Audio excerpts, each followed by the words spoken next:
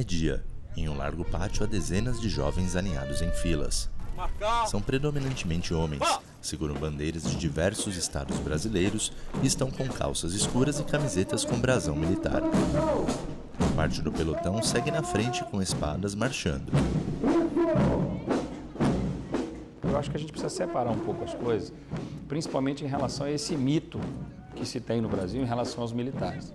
Talvez por conta de um período que eu não era nem nascido ainda, coisas que ocorreram lá atrás, e a gente vive e fica remoendo isso para o resto da vida.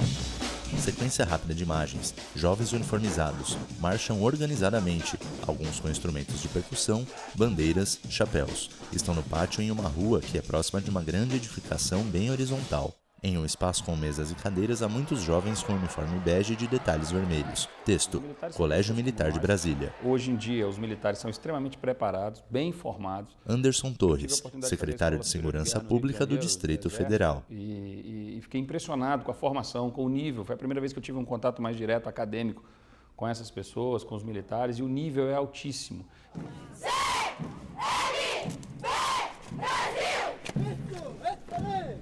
Animação gráfica. Diversos livros lado a lado, alguns abertos, cujas páginas passam sozinhas. Em uma sequência de prateleiras, o texto estilizado. Teorias do saber. Ensino militar. Jovens em uma sala de aula. Todos se levantam rapidamente. Sentido. Aluna Giovana Rezende, número 9504, apresenta turma 602, pronto para aula de história, com faltas. Turma apresentado. Manda descansar? Turma, descansar. Sentados em silêncio. O sistema colégio militar é sistema, né? Então, o que é feito no Colégio Militar de Brasília... Major Líbina Carvalho, supervisor escolar CMB. Nas 13 unidades. Por que tenta se manter isso?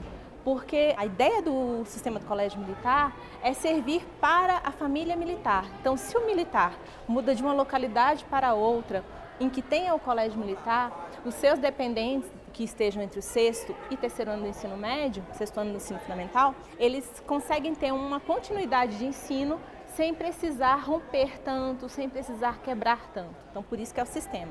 O ensino por competências, na verdade, é uma necessidade de fugir do tradicionalismo, do ensino do conteúdo, de uma escola totalmente conteudista que só visa passar o conteúdo. A ideia é refletir e criar uma pessoa que saiba aplicar aquilo que ele está aprendendo. Tanto que quando a gente realmente observa a questão das competências e habilidades, eu estou desenvolvendo coisas muito objetivas no meu aluno. Estou desenvolvendo nele a competência de olhar, por exemplo, para um texto e saber se esse texto é um texto investigativo, se esse texto é uma poesia, mas também criando nele uma habilidade de até produzir esse texto também. Então, não só identificar, mas também produzir. Quando a criança trabalha, a criança, jovem ou adulto... José Pacheco, educador. Okay? Com sentido e com um vínculo construído com os outros, ela desenvolve competências, ou seja, parte de necessidades, desejos, sonhos, problemas, para construir conhecimento a partir da pesquisa, orientado por um mediador pedagógico, que é o professor, para produzindo conhecimento, colocar numa ação, partilhando o conhecimento e desenvolvendo de modo sustentável a comunidade a que pertence. Anderson. As escolas militares, elas são naturalmente militares, nasceram militares, são geralmente vinculadas a forças, geralmente ao Exército Brasileiro, ao Corpo de Bombeiros, à Polícia Militar. Ela é militar por essência. Essa escola não é assim, ela é uma escola de gestão compartilhada. A Secretaria de Educação faz a parte dela, que é a parte docente, a questão pedagógica toda, e nós fazemos a parte disciplinar, de segurança e de organização da escola. Então é uma gestão compartilhada. São diferentes, são projetos diferentes, são modelos diferentes.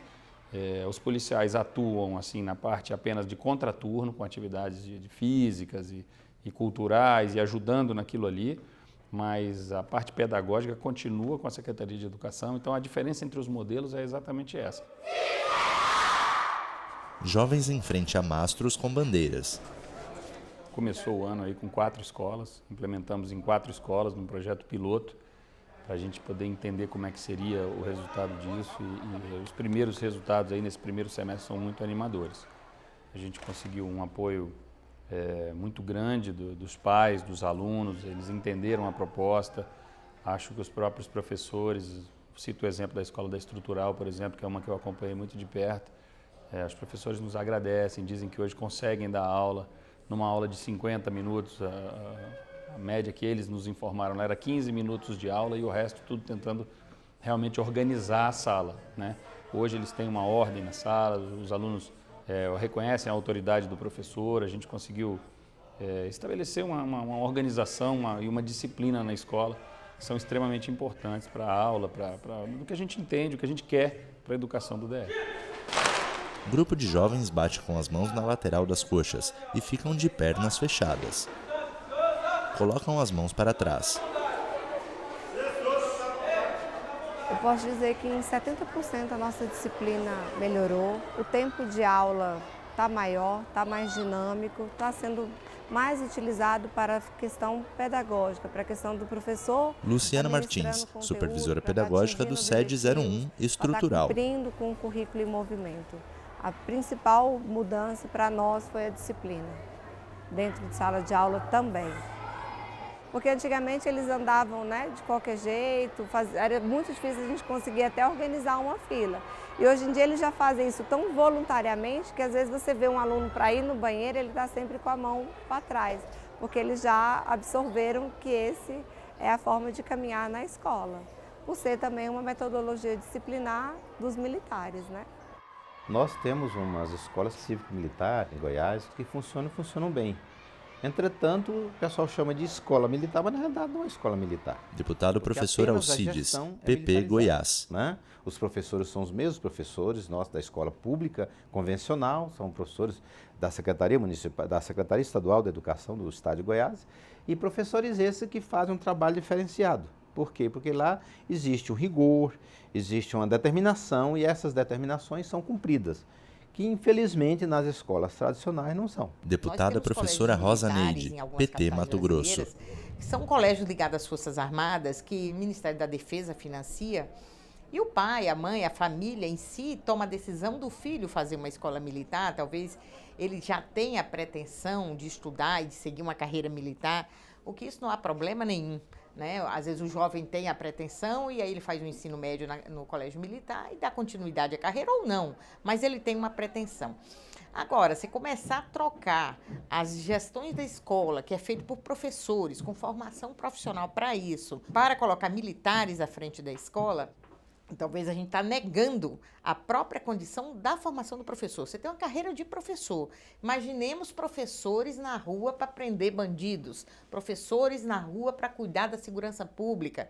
Quer dizer, cada um tem seu papel. Nós vivemos numa sociedade onde os papéis são definidos principalmente pela formação. Então, essa questão da escola militar, dessa gestão aí chamada de compartilhada, eu acho um grande equívoco do que está se fazendo hoje. Anderson.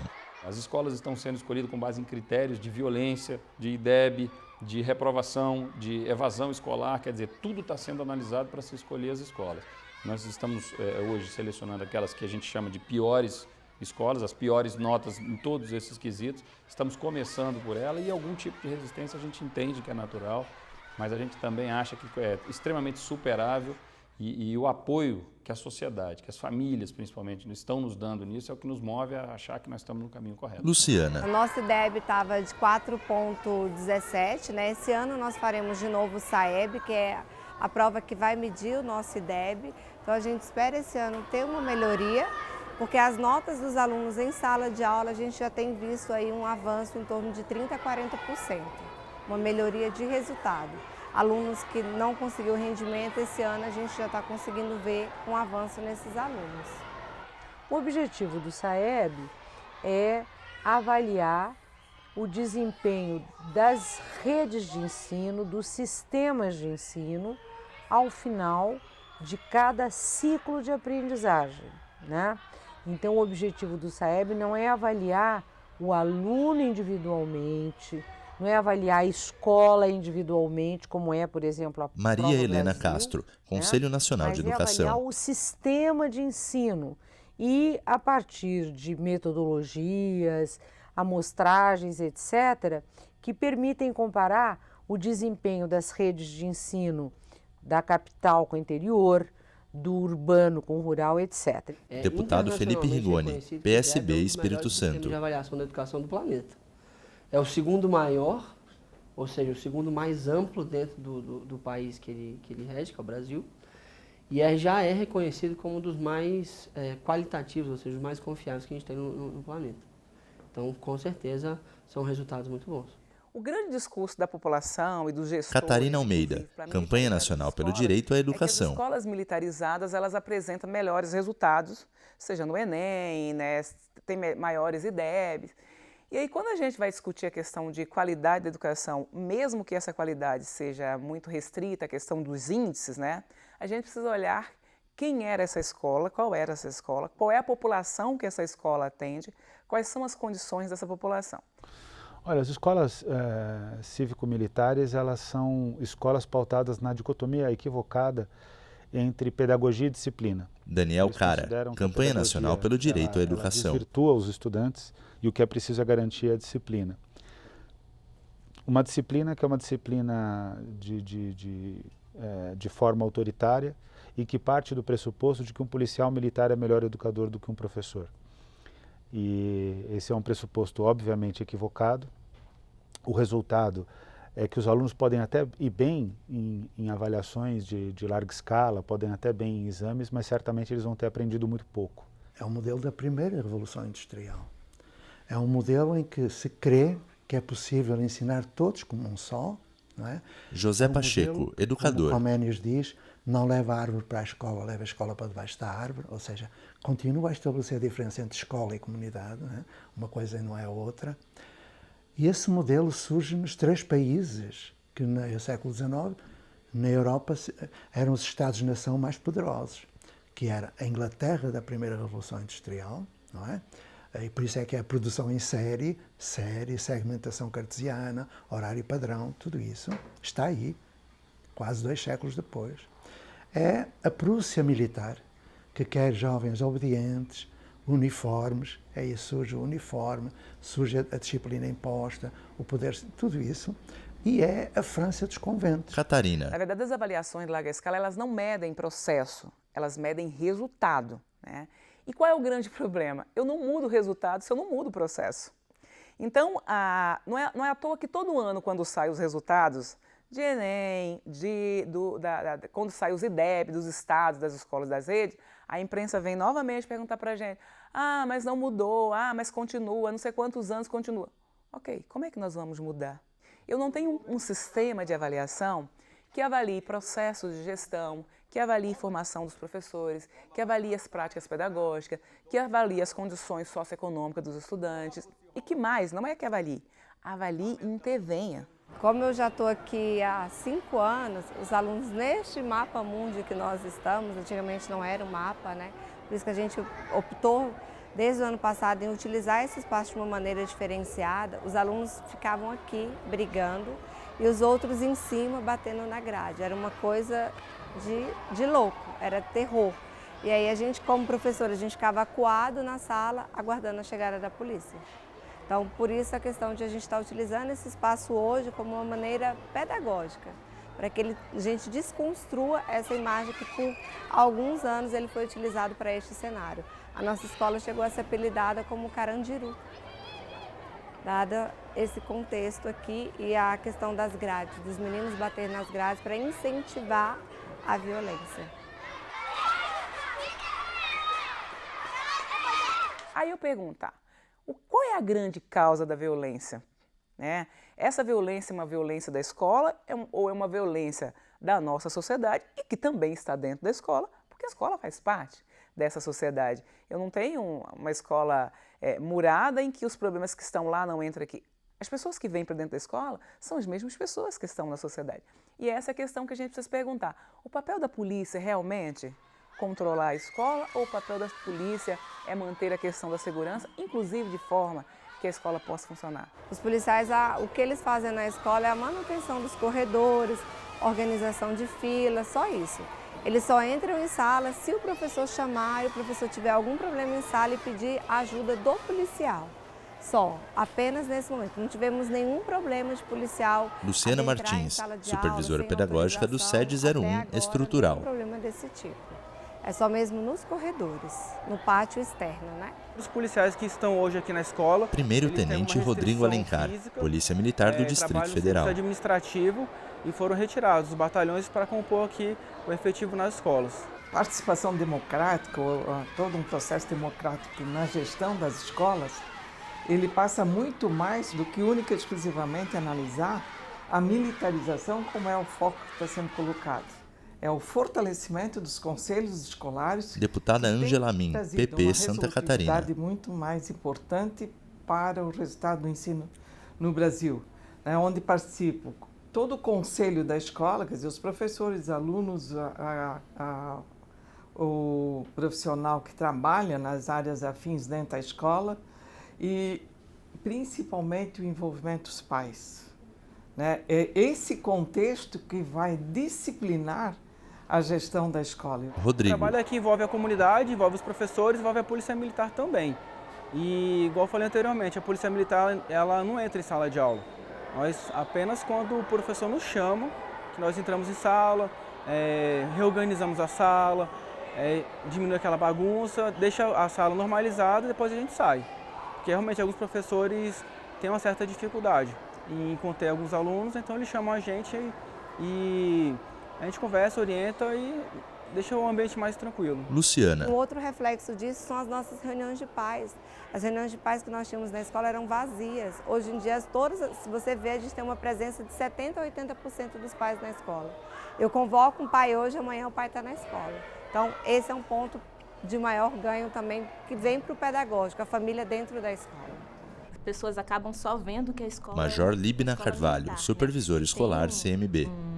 Um código que tem a ver com o Exército, que tem a ver com as Forças Armadas, e aí, lógico, a gente preza todos os valores que se prezam nessas forças, né? A bandeira, a pátria, a gente ensina valores cívicos para os nossos alunos, a gente cobra dos nossos alunos o uniforme, o comportamento, a gente cobra tudo isso, como se cobraria de um militar numa escola militar. Porém, existem várias outras atividades que fazem dessa escola um diferencial.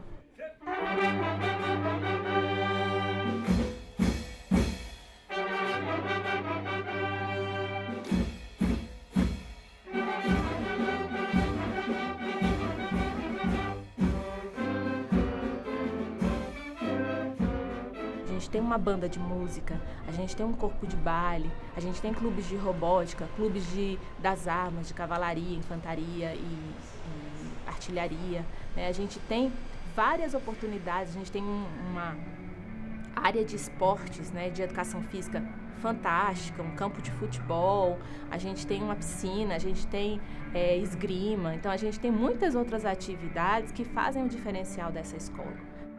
E aí vamos deixar bem claro, quando a gente está falando da militarização das escolas, nós estamos falando de escolas públicas, escolas civis públicas, que são militarizadas, né? Catarina Almeida, Campanha Nacional pelo Direito à Educação. Muitas vezes oferece muito mais condições de formação e de criação nos seus espaços do que as nossas escolas. Elas são escolas que têm um custo aluno altíssimo, né? Em torno aí de 19, 20 mil o custo aluno ano. É o valor aluno ano, né, nessas escolas. São escolas que desenvolvem processo de robótica, que têm muitos laboratórios. Então, essa escola oferece as condições para esses alunos se desenvolverem. Libna. Como é uma escola pública federal, mas tá dentro do orçamento do Exército mesmo, né? Não está vinculado à questão do MEC. Está vinculado ao Exército mesmo. Tanto que a gente tem uma legislação própria de ensino. A gente segue a LDB, mas dentro da LDB mesmo tem um item, na verdade na Constituição, dizendo que nós temos a autonomia para gerir a escola dentro dos parâmetros, né, dos estatutos militares. 2 times distintos por coletes amarelos e azuis em uma quadra poliesportiva. O time azul faz a saída de bola numa partida de futebol. Disputam a bola do lado direito. Jovem no time azul tenta sem sucesso um chapeuzinho. O juiz usa uma camiseta escrito Polícia, aponta para frente. Jovem no time amarelo toca para trás, outro chuta na esquerda do gol do time azul. Os jogos interclasses são uma modalidade prevista no currículo para o 6º, 7º, 8º e 9º ano. Luciana Martins, supervisora pedagógica do SED 01, estrutural. Da polícia. Eles foram essenciais para que esses jogos acontecessem. Sem eles, nós não teríamos conseguido organizar, até porque seriam 30 turmas, né? E eles não têm professor de educação física. já de manhã para o 6º e 7º ano, como já aconteceu em julho, mas quem organiza é o professor de educação física. Então, esses profissionais de educação física que são policiais, eles que conseguiram conduzir esse projeto. Jovem faz ponto em partida de tênis de mesa. Meninas pulam com pompons nas mãos. Grande grupo de jovens pulando dentro da quadra.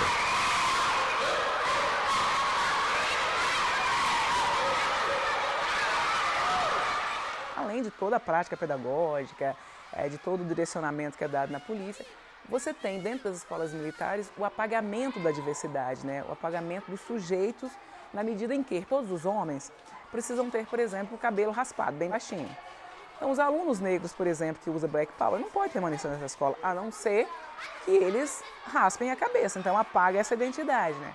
Todas as meninas, elas precisam estar de cabelo preso. Então, as meninas negras, por exemplo, que usam cabelos soltos, elas não podem estar nessa escola. Para permanecer nessa escola, elas precisam se adaptar a esse processo. Então, quem não se adapta não vai ficar nessa escola. A escola, por natureza, né, ela teria que ser o espaço do diverso, o espaço da criação, o espaço da fruição. Esse é um espaço da escola, porque é espaço de formação.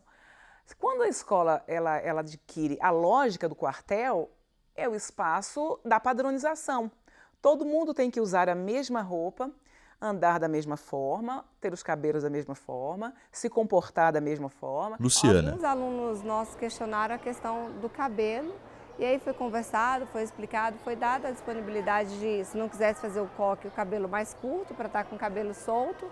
E a questão da roupa eu vejo por mim, enquanto professora, enquanto esse ano na supervisão, para a gente é uma organização diferenciada, porque os alunos eles vinham de bermuda, as meninas com micro short, chinelo, sapatilha, eles iam fazer educação física às vezes de chinelo e machucava o pé, cortava o pé lá na quadra. Então isso traz uma organização. Você entra em sala, enquanto professor, você vê a turma toda arrumada, é também um motivador para aquele ambiente. O ambiente está limpo, os alunos estão organizados, estão vestidos de uma maneira mais coerente para o ambiente escolar, né?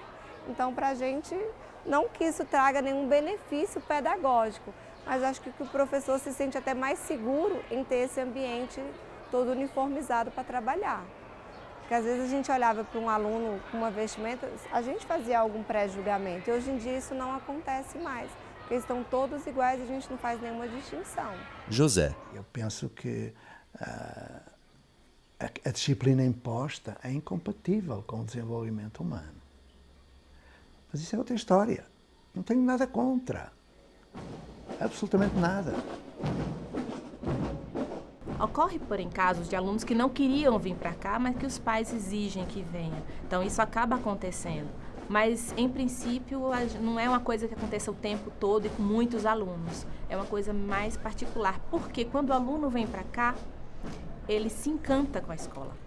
Quando ele começa a conhecer as possibilidades que a escola tem, por mais que ele tenha resistência a vir, quando ele começa a conhecer as possibilidades da escola, ele vai se encantando pelas possibilidades que ele tem, pelas coisas diferentes que ele pode fazer. Então, é normal a gente mudar, mesmo com resistência, ele mudar essa visão de escola. Em alguns casos, ocorre de não mudar, e aí esse aluno realmente ele não se sente à vontade na escola, não rende, não sofre.